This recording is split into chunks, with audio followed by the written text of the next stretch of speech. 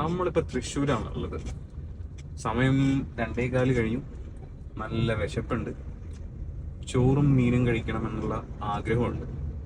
ഈ സമയത്ത് പോയാൽ കിട്ടുമെന്നറിയില്ല. പോയി നോക്കാം. നമ്മൾ മാമൻ്റെ കടയിലോട്ടാണ് പോകുന്നത്. നമ്മളെത്തി. അവിടെയാണെങ്കിൽ അന്യായ ക്യൂ ഉണ്ട്. നമുക്ക് പ്ലാൻ ബി ആക്കാം.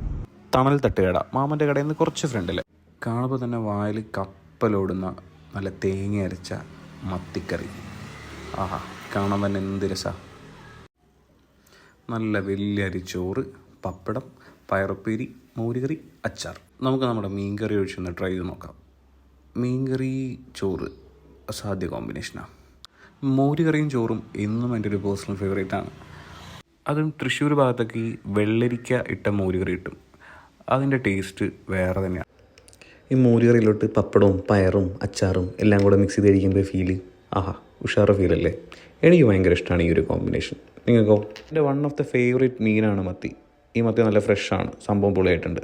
എനിക്ക് മാത്രമല്ല എൻ്റെ വൈഫിനും ഇവിടുത്തെ ഫുഡ് ഇഷ്ടമായിട്ടുണ്ട് കേട്ടോ.